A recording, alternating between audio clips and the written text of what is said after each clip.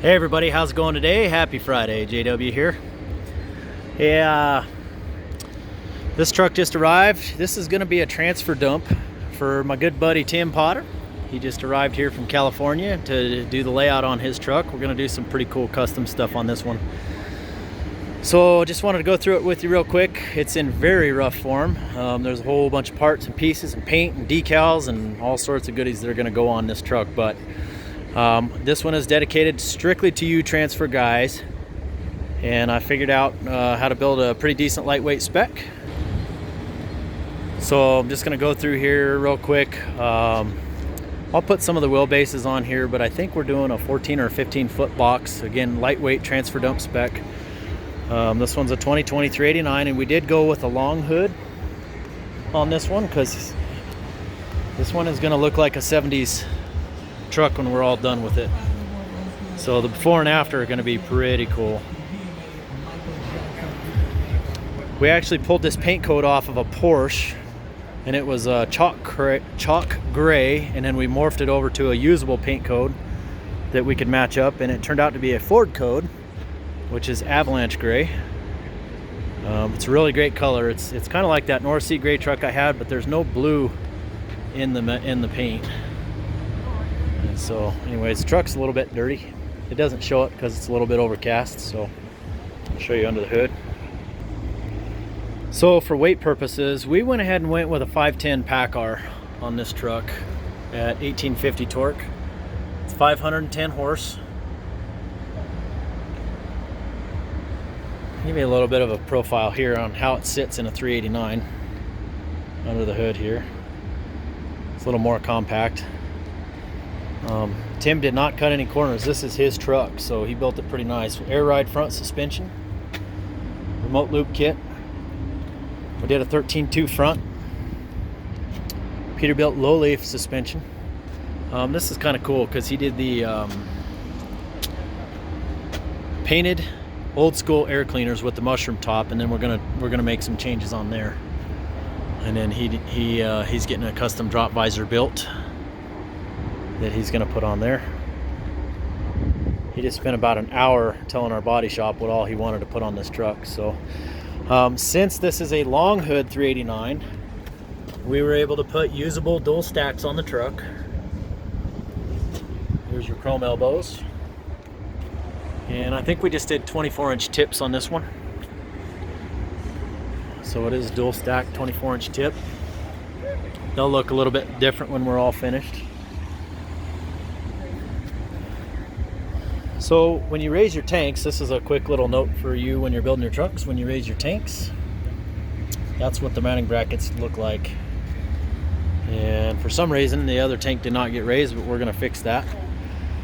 Tim did not polish this because we're gonna paint them. He's gonna do some powder coating on some parts and everything else. So he, oh, I forgot to mention, I'll close the hood and do a side profile of the truck again. Actually, it was earlier in the video, but you can see we actually blocked this truck with a 5-inch drop instead of a 3.5.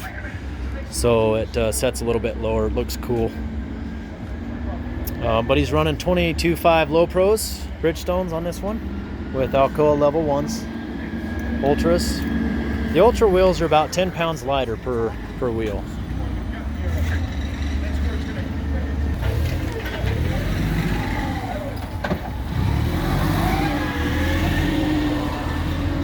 So we went ahead and put we left all the tail lights and everything off because he's going to do something a little bit different, but we did put all the air and everything necessary out to the back of the truck for the bodybuilder to the proper measurements, but he might end up cutting that down just a little bit.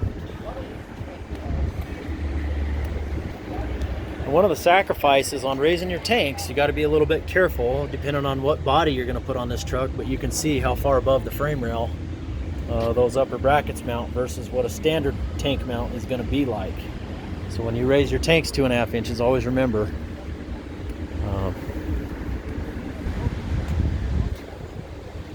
there's the Peterbilt single pass system. This new after treatment system has been serving us very, very well. It's actually built by Cummins, but it's synonymous between the PACCAR engine and the Cummins engine, making things more uniform. and much more reliable. 100 pounds lighter as well. So all the pre-wire and everything is here for additional lights and everything that we're going to put on this truck for Tim. So I know a lot of you transfer dump guys.